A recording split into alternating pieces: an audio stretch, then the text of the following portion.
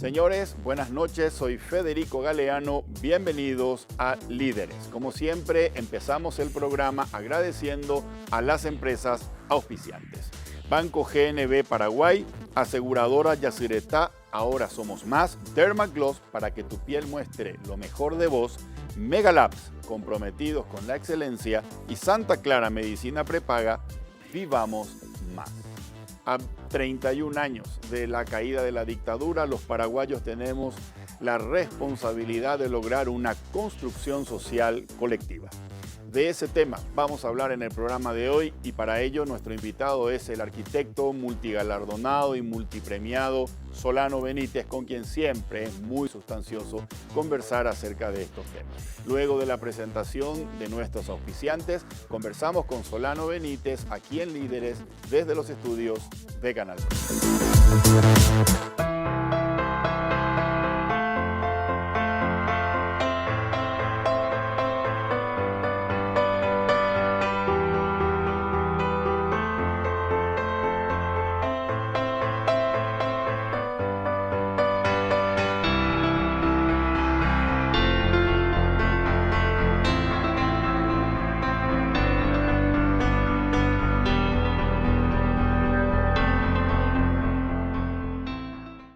Aseguradora Yacyretá y General Seguro se fusionan y ahora somos más. Somos más los paraguayos que sí creemos, los que acompañamos tu crecimiento, los que estamos acá junto a vos trabajando en equipo. Ahora somos más los que siempre estamos cuando menos lo esperás y más lo necesitas. Dos empresas paraguayas, dos fuerzas nacionales que ahora son una. Aseguradora Yacyretá. Ahora somos más. Ser ultra es descubrir que la edad debe marcar momentos, no mi rostro. Al final del día, la crema noche protege el colágeno de mi piel y suaviza arrugas profundas, gracias a que contiene cronociclín e isoflavonas. Dermagloss Ultra Age más 50. Llévate bien con el tiempo. Las mujeres vivimos haciendo malabares, pero cuando estamos estreñidas, todo se nos complica. Para esos momentos de estreñimiento, elige Ciruelax, ahora en su nuevo tamaño, igual de efectivo y natural. Ciruelax al acostarse, resultados al levantarse. Hace un tiempo buscaba algo que me ayudara con los dolores articulares que aparecen con la edad y que complican mi día. Decidí probar Finartrit Advance. La fórmula 4 en 1 más completa desarrollada hasta hoy, que ayuda a mantener sanas tus articulaciones. Con Finartrit Advance, nunca dejes de moverte. Estoy en la mejor etapa de mi vida. Me siento como de 20. Volví a correr y para cuidarme tomo hidrolágeno todos los días. Así prevengo el desgaste articular, porque una cosa es tener 20 y otra cosa es sentirse de 20. Hidrolágeno, colágeno hidrolizado que alimenta tus articulaciones. Este es un anuncio que puede cambiarte la vida. ¿Estás viviendo o solamente estás despierto? Es tiempo de que vivamos más. Vivamos más el presente. El pasado ya pasó y el futuro depende del hoy. Vivamos más el trabajo, las ganas de ser cada día mejor. Vivamos más conectados, llamemos a saludar y subamos nuestras selfies con el mejor filtro. Ser auténticamente felices. Despertate, vivamos más.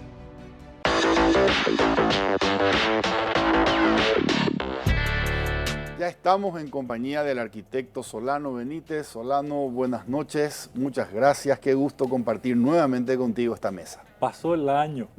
Pasó el año. Aunque este no sé si es un año, pero pasó el tiempo. Contame, Solano, ¿cómo te ha ido? ¿Qué estás haciendo a partir de la pandemia? Es un tema interesante, porque está en jaque, digamos, todo, ¿verdad? Tratando de explicar hace un tiempo esto que es como una especie de ruleta rusa obligatoria. Y no hay buenos perdedores cuando se pierde a la ruleta rusa, ¿verdad? Entonces, este tema de pasar por el episodio de la pandemia, entender la complejidad que acarrea, etcétera, etcétera, es un tema muy interesante, ¿verdad? Supongo que en los últimos años la previsibilidad era como la religión más comprometida o más buscada. Okay. Y acercarnos a momentos donde la previsibilidad es lo que está en entredicho, entonces se vuelve complicada.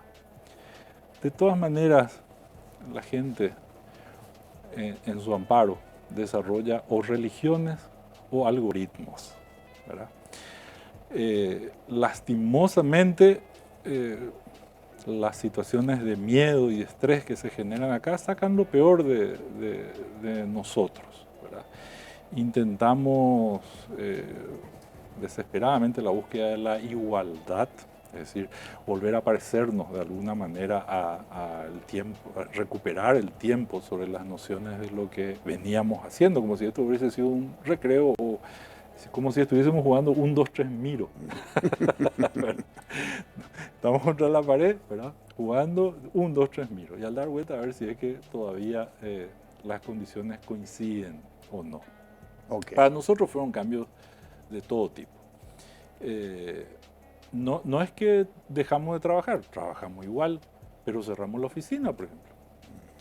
En el sentido que nosotros teníamos una oficina con gente que empezamos a buscar alianzas, empezamos a completarnos con otros equipos, con otras personas. Entramos en un modo totalmente diferente al que veníamos practicando. Okay.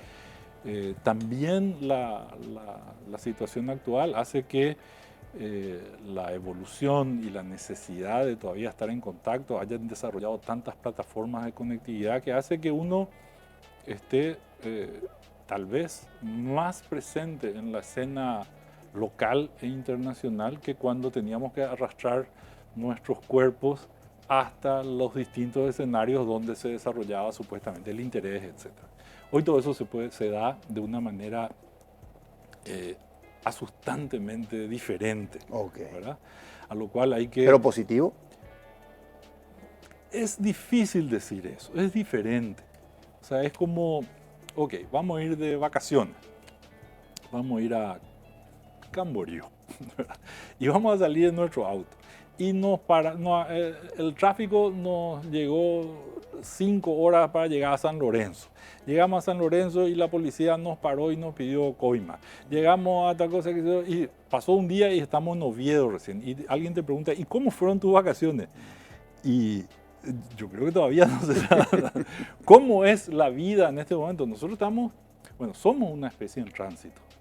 La vida es un tránsito, es un pasar de una cosa a otra, etc.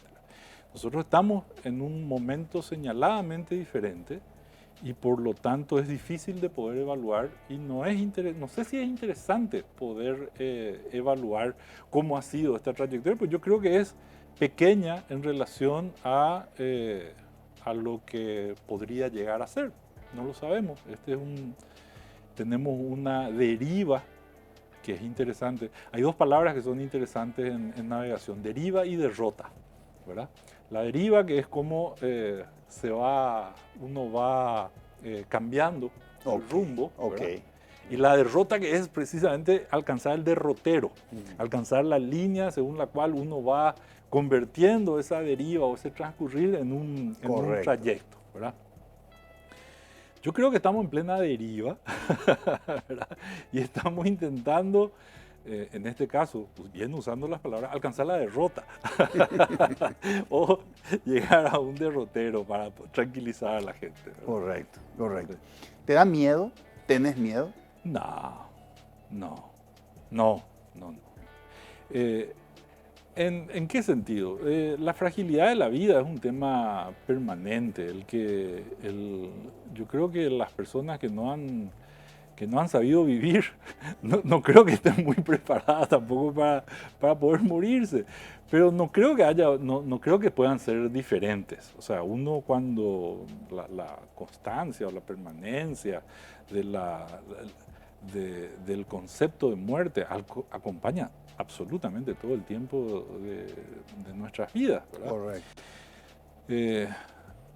uno disimula, enmascara ciertas cosas, da como por hecho ciertas condiciones, pero seguimos siendo esa especie en tránsito, parados sobre un montón de polvo de estrellas que se trasladan por el horizonte, por el universo, a una velocidad impresionante, ¿verdad? Y de esas partículas de polvo de estrellas, nosotros somos la materia convocada por vida que hace que nos desarrollemos, somos seres biológicos y culturales y estamos en ese transcurso. El que no entienda eso, tal vez piense en la pertinencia de los rezos o del seguro de vida. O los algoritmos. O los algoritmos son devastadores. Pocas veces nos enfrentamos a un tema tan potente como la necesidad de la mismidad, por decirlo de alguna manera, como ahora, ¿verdad? Fenómenos que para nosotros, porque como estamos interconectados a través de la red, que es una maravilla, ¿verdad? Es un avance impresionante. Si la información que nosotros consumimos solo viene de las redes sociales, entonces estamos en severos problemas, ¿verdad? Y cuando incluso la veracidad de la fuente de información entra en absoluta duda por adscribir absolutamente a un determinado programa, lo que ocurre no es información, sino que es propaganda. Entonces vivimos impresionantemente inmersos en una propaganda continua de tipo social, de tipo religioso, de tipo económico, de tipo político, donde se están exacerbando las condiciones de una manera muy dramática, ¿verdad? Y ese enemigo que está ahí, o precisamente la posibilidad de manipular Borges decía que el tema de la democracia era un tema de promedios, de estadísticas, decía, ¿verdad? Porque no necesariamente que haya muchas personas que afirmen una determinada cosa quiere decir que tienen razón, ¿verdad? O sea, es irrelevante la cantidad de gente que ascribe a una mentira, a una verdad, a una cuestión o a una verdad. Correcto. Bueno, entonces, esa búsqueda de poder controlar a todos, ¿verdad? Se nota con demasía, ¿verdad? Y la mejor manera de hacerlo es a través del miedo. Entonces, el miedo es la condición superlativa para manipular a las personas. Correctísimo. Yo no creo que haya, si nosotros salimos a hacer la cuenta de quiénes son extremistas y de ultraderecha en este país y que hayan votado realmente, yo creo que la gente le tenía terror al pánico, pero más que terror al pánico tenía miedo del cambio, pero terror al cambio, no al pánico. Terror y pánico al cambio, ¿verdad? Entonces, no es que había alguien así que realmente creyese que solamente de la manera Stroessner se podía resolver las cosas, pero sí todo el mundo tenía miedo de que la situación cambie y que no se pueda predecir. Entonces ahí aparece el instrumento de miedo y ahí el instrumento de miedo se convierte en una cuestión. No es que uno ande feliz de la vida a punto de jugar a la ruleta rusa, pero uno no puede vivir temeroso y controlado y limitando su posibilidad de vida por el hecho de que uno lo pueda perder o no, o lo que fuera. Correcto. Solano, ya que tocaste este tema de el cambio y el miedo que nos puede producir eso, y teniendo en cuenta que vos trabajás con muchas personas, alumnos, gente que trabaja en obras, etc., ¿cuál es tu percepción respecto a cuán abiertos somos los paraguayos al cambio? Yo, fíjate, Solano, a mí me sí, llama la sí. atención, por ejemplo, cuando la gente que vive en las orillas del río Paraguay ve que el río sube y se inundan sus casas. Entonces ellos salen y van a la parte más alta de la ciudad, frente al Congreso, y se instalan ahí en condiciones que son deplorables. Y uno diría, como ellos saben que el año que viene va a volver a subir, más allá de que en unos meses baje, les va a volver a pasar eso. Uno diría, se van a mudar a otro lado, teniendo en cuenta que si no lo hacen todos los años van a tener que estar haciendo esa migrada temporal y después vuelven. Sin embargo, teniendo opciones, dicen, no, volvemos. Pero mira que el agua va a volver a subir el año que viene y volveremos a subir. Sabiendo que va a volver a pasar, no nos animamos a cambiar. Fíjate vos que vos mencionaste recién el estronismo y en el año 2018 cumplíamos 29 años después de la caída de la dictadura. Y fue elegido presidente de la República con el voto de los paraguayos una persona que es que se autodefine como estronista, ¿verdad? Entonces, o no somos abiertos al cambio o mi expectativa respecto a en qué tiempo se dan los cambios culturales es muy exigente y poco paciente, porque en realidad se necesitan más generaciones. Ok, yo, solo para poder ubicarnos, o sea, siempre conocer es dar cuenta de las diferencias, comprender es dar cuenta de las semejanzas. Estaría bien entender, por ejemplo, esta situación trágica con cualquiera de las situaciones trágicas que ocurren en el mundo. Pero vamos a recurrir, o sea, solo para poder hablar, ¿verdad? Una cuestión que me interesa últimamente, lo que dice la neurociencia al respecto de esto. La neurociencia dice que como somos fruto de la evolución, ¿verdad? Nosotros tenemos como 3 etapas o 3 cerebros funcionando en paralelo, dicen, ¿verdad? Un primer cerebro, el más primitivo, el cerebro más primitivo, le denominan el reptiliano.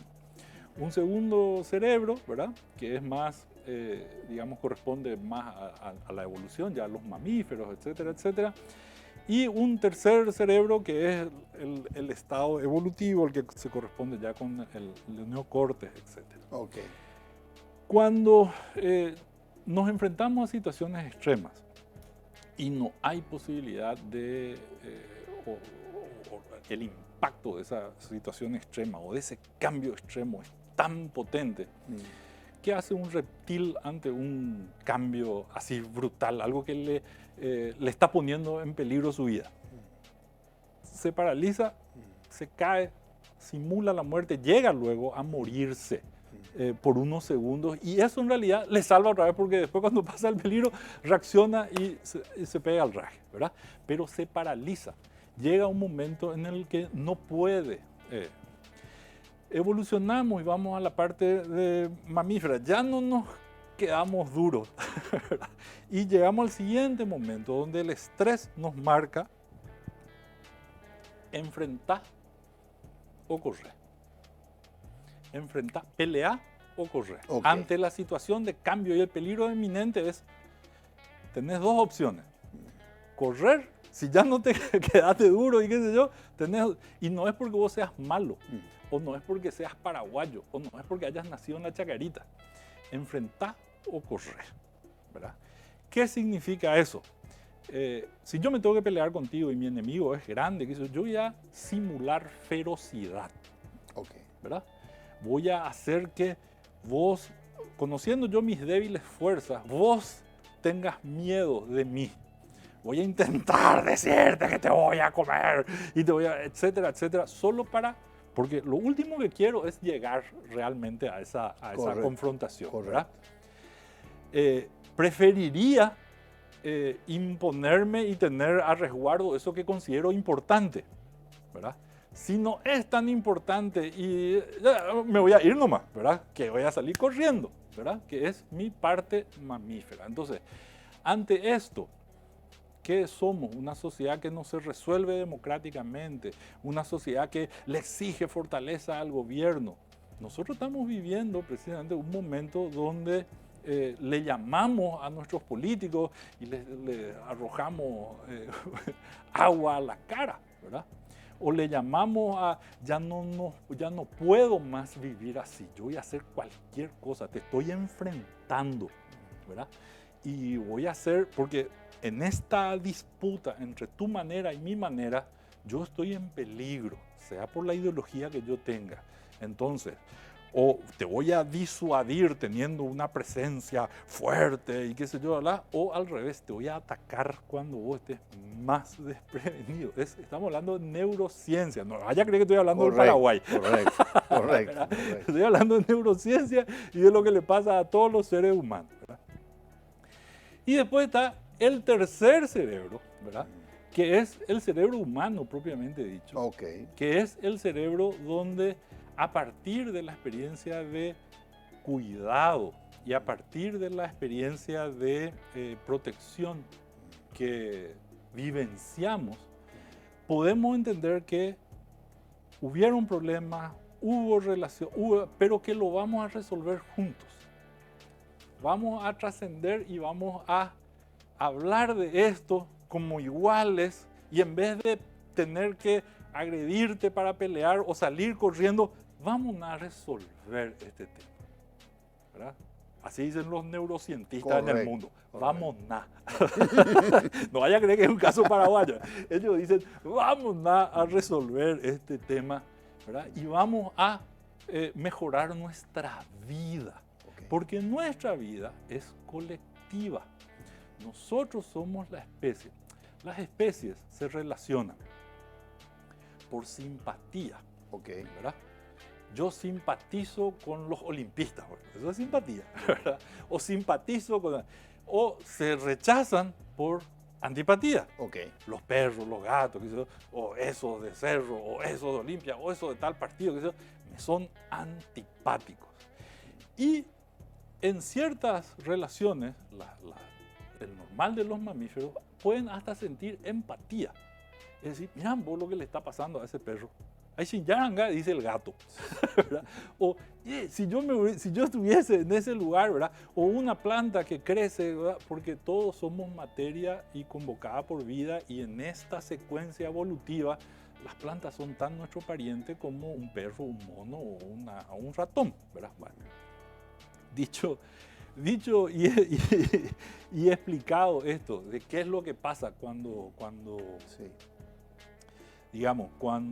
se produce la empatía, eso es, hasta ahí es el territorio de los seres vivos.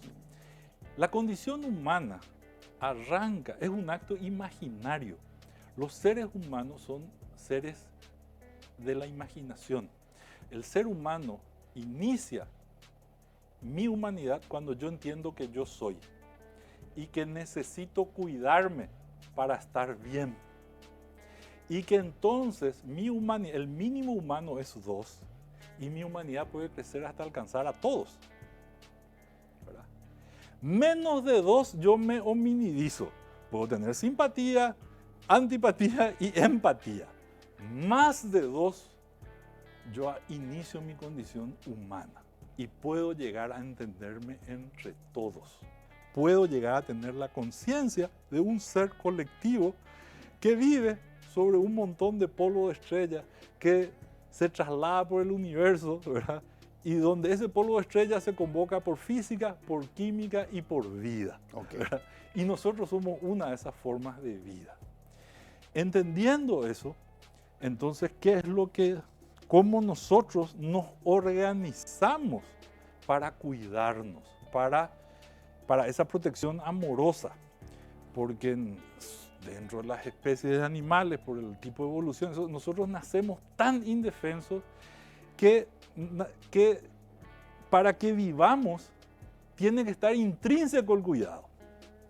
Sin el cuidado no hay caso, no vamos a poder sobrevivir, ¿verdad? Y desde ese cuidado amoroso, ejercido precisamente, responsablemente, etcétera, etcétera, aparece la noción colectiva. Y ahora, entonces, ¿qué es lo que nosotros vamos a hacer? Mucha gente piensa tontamente que la democracia es una forma de gobierno. La democracia es una forma de convivencia. Lo que nosotros tenemos que hacer no es gobernarle al otro para que el otro haga lo que yo quiera o lo que... No, lo que nosotros hacemos es establecemos condiciones para poder convivir. Cuando nos importan los otros, cuando los otros son necesarios para nosotros, entonces empezamos a escucharnos, empezamos a relacionarnos, empezamos a multiplicar nuestros intereses y nuestras relaciones para poder expresar todo esto. Ahí arranca la sociedad, ahí arrancan las sociedades. Uno de los grandes problemas que nosotros tenemos es que hemos aceptado una falsificación horrorosa, que es entender que la sociedad tiene un placebo que es el mercado. Y el mercado, comprar o vender, ser parte de la oferta o de la demanda, no abarca la totalidad de las condiciones del ser humano. Abarca apenas al grupo de personas que disponen la suficiente cantidad de medios para interrelacionarse entre ellos. Pero no certifica una convivencia. Las condiciones para la convivencia, según los epistemólogos y según los neurocientistas, ¿verdad?, tienen una serie de razones, ¿verdad?, que arbitran desde de asumir, por ejemplo, la necesidad del cambio, ¿verdad? Un primer tema, que es que toda relación debe ser reflexiva. Es decir, lo que yo determino que hoy es bueno para nosotros, no sé si lo va a hacer mañana. No sé si es para siempre. No sé si eso es así nomás y para siempre. Y tratar de detener el mundo para que el mundo no cambie, yo quedar incluido siempre. Es como el famoso dicho de que el que tiene un martillo reduce todos sus problemas a clavo. Entonces, lógicamente, el que tiene capital cree que se mueve entre proveedores, ¿verdad?, y clientes, ¿verdad?, y basta, ¿verdad? Y entonces ahora lo que tenemos que hacer es activar las condiciones y hay que poder castigar y controlar a los que no aceptan condiciones que establecimos en una constituyente que no tuvo 2 minutos de reflexión, ni 2 minutos, a pesar de todo este tiempo, como para decir, ¿será pico cierto que nuestra Constitución está permitiendo una mejor convivencia? ¿Será pico cierto que esa ley que generamos, o esa ley tendría que transformarse, tendría que cambiar? Y con todo esto ya es como que puse en segundo plano Angá, el inundado, ¿verdad? Porque le puse dentro de una lógica, que nos iguala, pero no solamente a él, allá, en el Riacho Caracaracue, ¿verdad?, sino que también a los que están, ¿verdad?, en este momento en otros países y en otras situaciones, etc. Sí. Cuando nosotros olvidamos que nuestro hacer debe ser ético, no hay posibilidad de convivencia. Es decir, si no reflexionamos, no podemos convivir. O sea, si lo que hacemos no es analizable y cuestionable, es decir, ¿por qué no hacemos así? Que eso no tiene sentido. No vamos a convivir, vamos a imponer. Ok. Sobre el tema... Sí, la ética, sí. Te quería preguntar si en ocasión del secuestro del ex vicepresidente Denis y de Adelio, que ya fue liberado felizmente, ¿verdad? Sí. Si vos crees que el ejército, autodenominado Ejército del Pueblo Paraguayo, es o representa de alguna manera el lado violento y el lado agresivo de un pueblo por demasiado tiempo ignorado y sometido a el sufrimiento del hambre, de la desigualdad y la falta de oportunidades. Ok. Volvamos a ponernos en la ascensión neurológica, ¿verdad?, de la neurociencia. Esa gente sobrevivió como pudo así y quedó ahí calladita y le pasaron los narcos encima, vinieron los ojeros, le sacaron tal cosa y se quedó ahí. Y cuando pudo, más o menos se despertó y salió corriendo ahí, trató de sobrevivir para otra, ¿verdad? Okay. No, dio un paso más. Dio un paso más. Enfrentar o correr. Enfrentar o correr. Falta el tercer paso. Lo que falta no es ir a ganarle, no es ir a darle la razón. Lo que falta es convivencia. ¿Cómo nosotros construimos la convivencia? ¿Cómo nosotros hacemos? Entonces, los haceres no solamente deben ser reflexivos, deben ser éticos. ¿Qué significa eso? Significa que nosotros tenemos que tener la conciencia de lo que vamos a hacer es para bien. No mío, de todos. Y sobre todo, no debe ser para mal. No mío, de todos. Es decir, yo represento a un grupo de inversores donde todos nos juntamos y juntamos de a 50.000, de a 100.000, y hicimos una vacota y ahora compramos una gran estancia entre todos porque resulta ser que la ganadería, y ahora no es una empresa, no es solamente el señor fulanao y qué sé yo, ¿verdad? Sino que es una empresa colectiva entre todos, ¿verdad? Y nos vamos a ir a desmontar todo el monte. ¿Por qué? Porque nosotros somos 70.000 y esos indígenas que andan por ahí son 5, 6. Si no hay una condición ética, no hay convivencia posible. Estamos yendo otra vez al mismo lugar. El tercer punto, porque todos estos puntos pueden ser independientes y uno puede ir tratando, ¿verdad?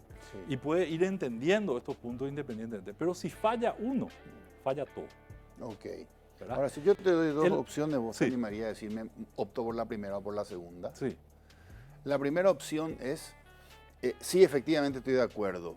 Un Estado abandonador motivó un lado agresivo, violento de los paraguayos que se está representado a través del EPP. Sí, sí. Y la opción número 2 es, no es así.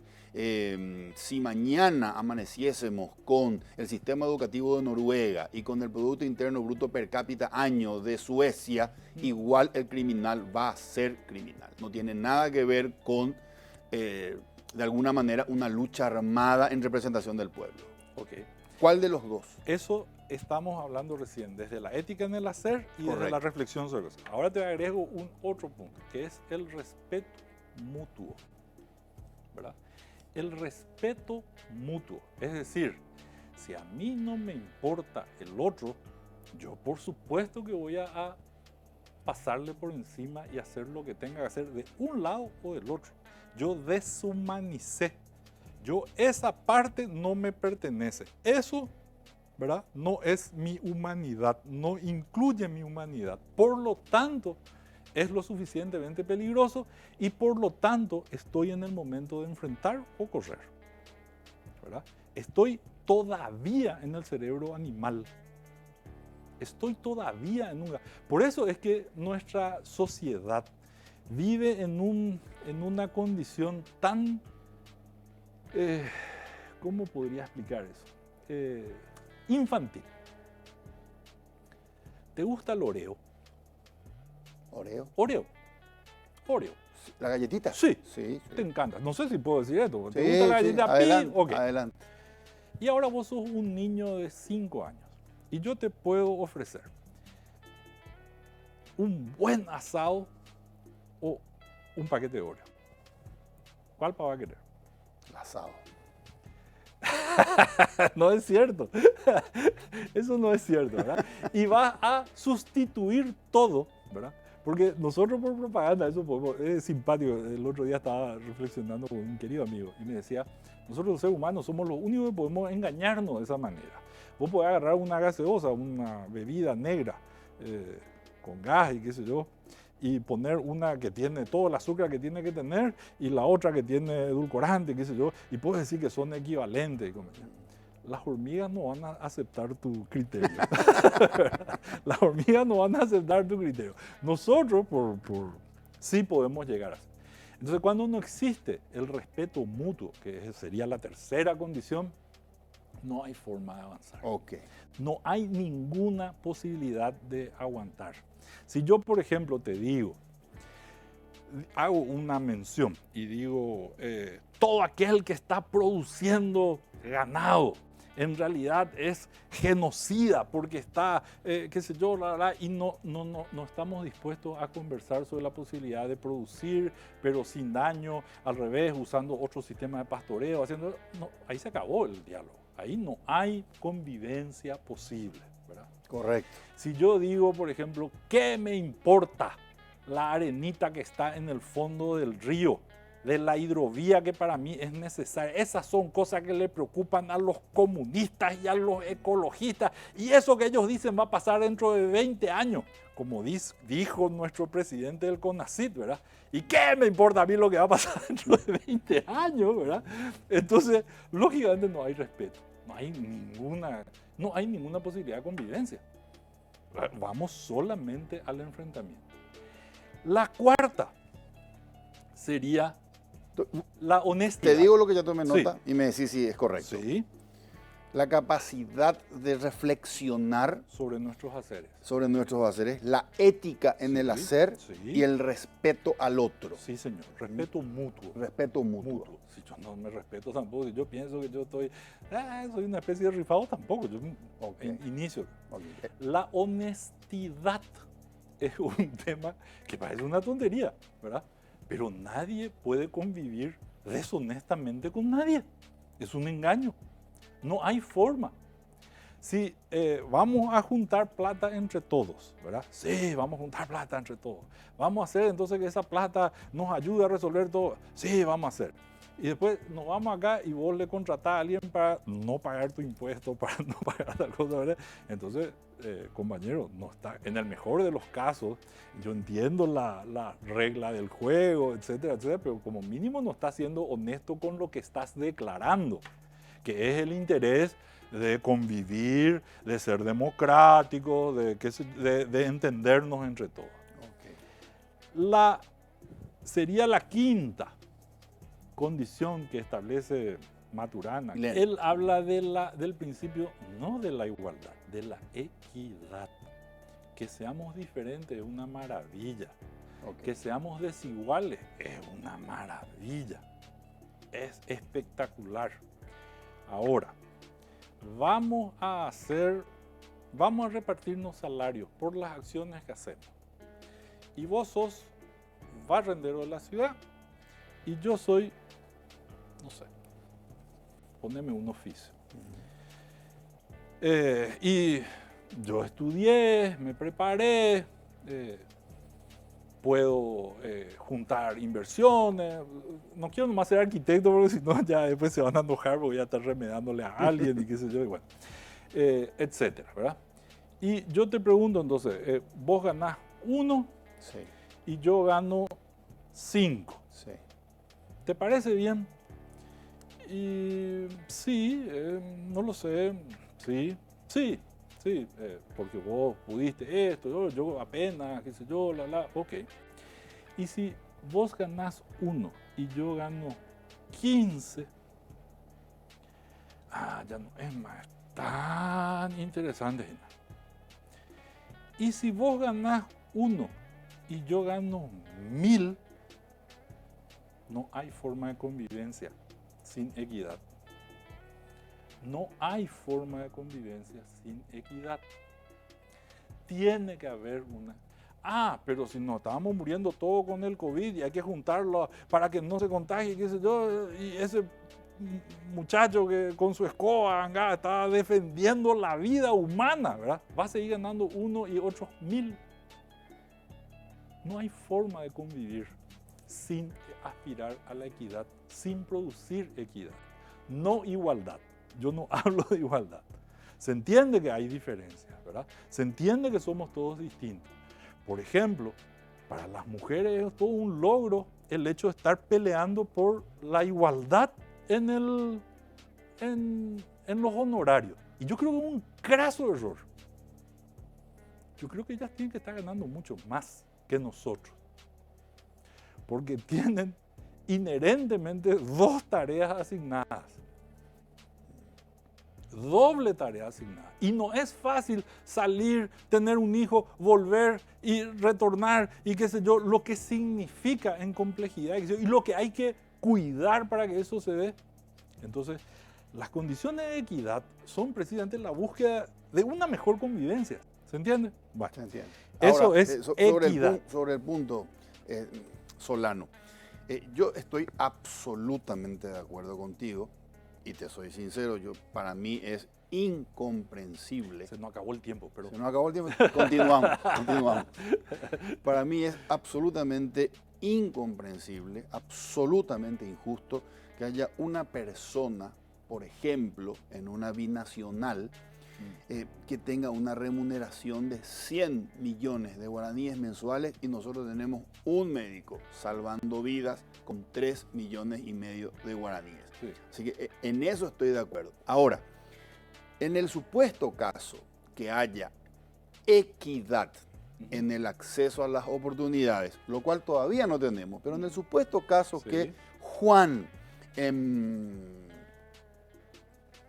Puente Quijaya, Canindeyú, tenga acceso a un sistema educativo que le brinda el mínimo acceso a oportunidades que tiene Carlos en Asunción. En ese supuesto caso, termina el colegio, intentamos darle equidad en cuanto a la preparación para el acceso a las oportunidades y al terminar el colegio, Juan consigue un puesto como un funcionario administrativo y gana 3 millones y medio de guaraníes. Pero Carlos es muy bueno vendiendo autos y puede estar ganando 50 millones de guaraníes al mes. ¿Te daría remordimiento a vos ser Roberto? Yo lo que creo es lo siguiente. Yo no quiero vender autos. Yo quiero trabajar en Itaipú, por ejemplo. Me encantaría, ¿verdad? De hecho, intenté varias veces, me fui, tuve reuniones, qué sé yo, ¿verdad? Pero no. Yo creo que no está mal que nominalmente por una condición de trabajo y compromiso y delicadeza, etcétera, él nominalmente gane 150 millones de guaraníes mensuales. ¿Quién? ¿El que vende auto o que trabaja en Itaipú? El que está en Itaipú. Ahora, el Estado tiene que poder recaudar de esos 150 millones de guaraníes la cantidad necesaria para que el resto pueda... No está decirle... ¿Sabes qué? Vos vas a ganar igual que... No, señor, está bien, tu trabajo es importante, qué sé yo, ¿verdad? Y el Estado, en este momento que estás cubriendo tal cosa, disponibiliza esto de esta manera. Y creo que es espectacular. ¿Quién se podría ofender entonces? No es que no, que el que está en Itaipú gane sueldo mínimo. No es que... Porque eso es desconocer las desigualdades. El asunto es cuándo y en qué momento nosotros queremos arbitrar reflexivamente las condiciones de equidad. Porque en la reflexión están las oportunidades. No se resuelve todo binariamente, correr o enfrentar. Hasta el muerto, correr o enfrentar. Hay más cosas que podemos hacer. Hay más leyes que nos podemos poner. Hay más acuerdos de convivencia que podemos incluso redactar por escrito. Y podemos llegar a hacer norma por un cierto tiempo de reflexión para ver si es que se aplican o no se aplican, ¿verdad?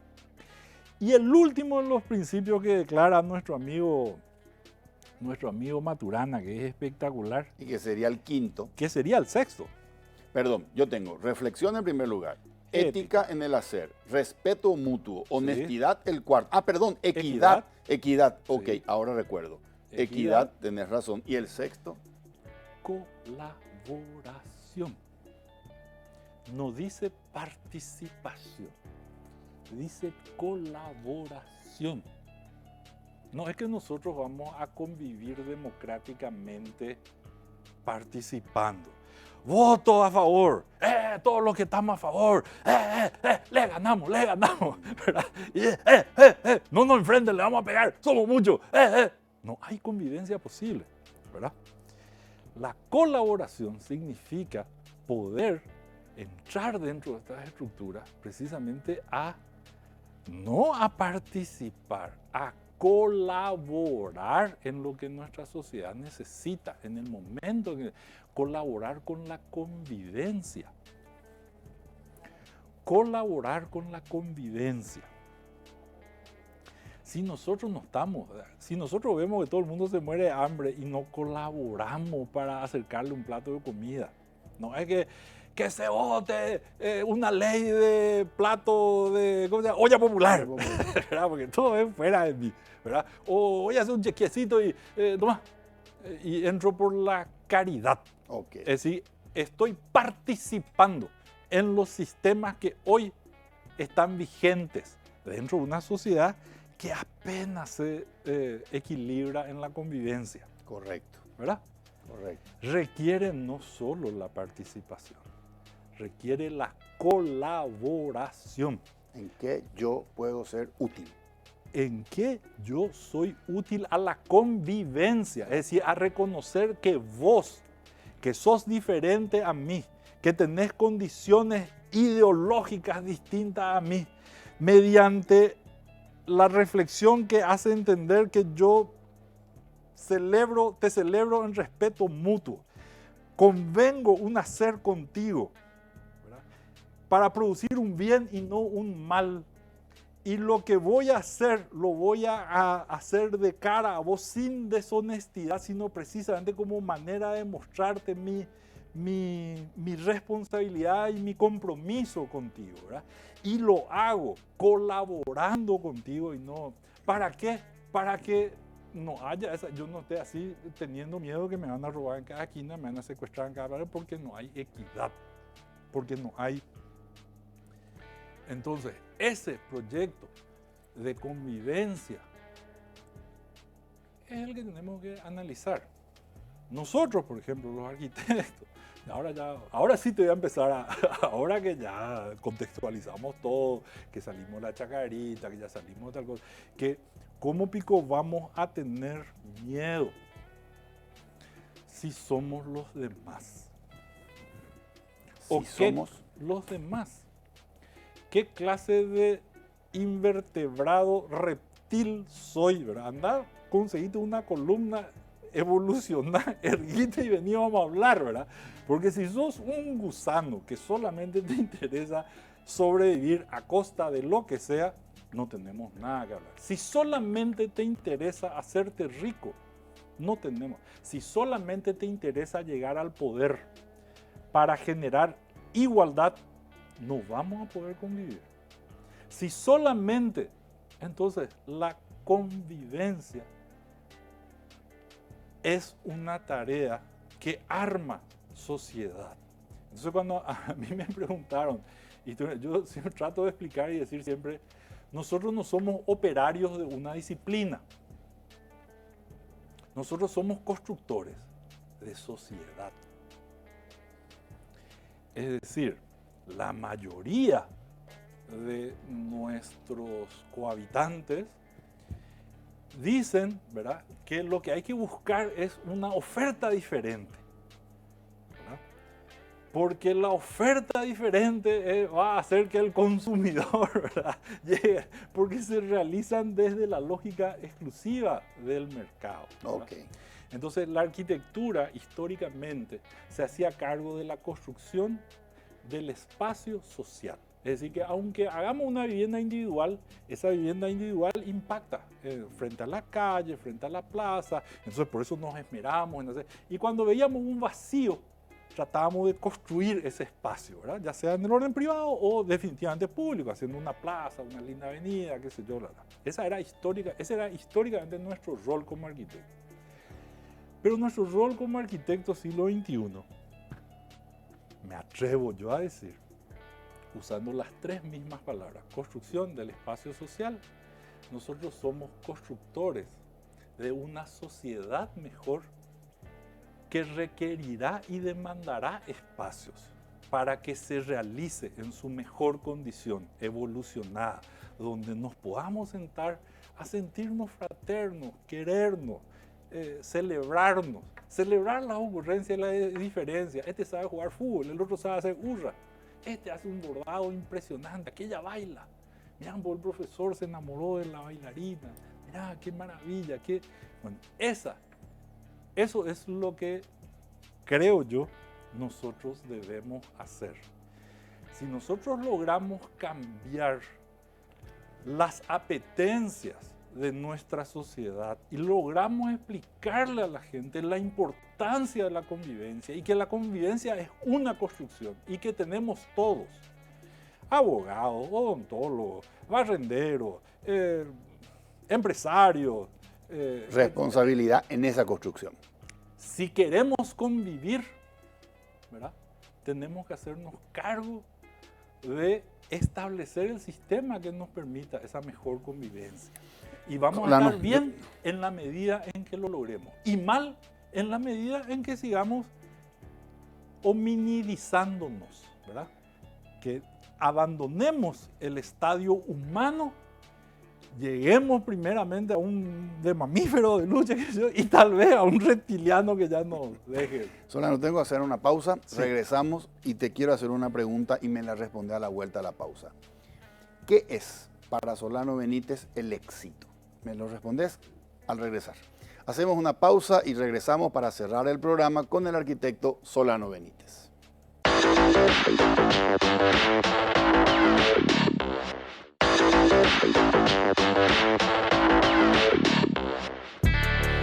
Regresamos con el arquitecto Solano Benítez. Solano, ¿qué es el éxito? Es complejo lo que estás diciendo. Yo me imagino que si nosotros somos quienes hacemos y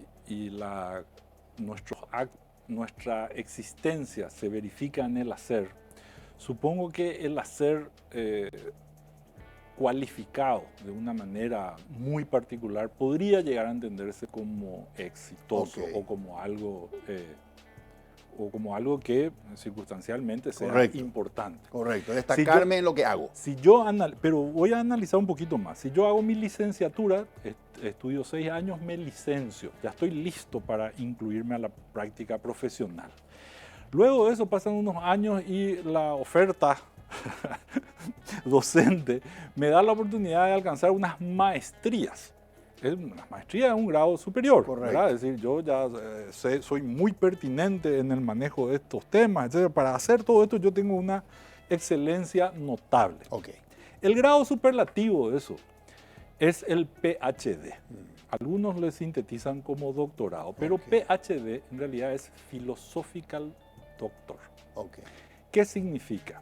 Que no solamente sabes lo que sabe la disciplina y no solamente tenés expertise, sino que entendés que lo que haces está en compromiso con la sociedad completa. Okay.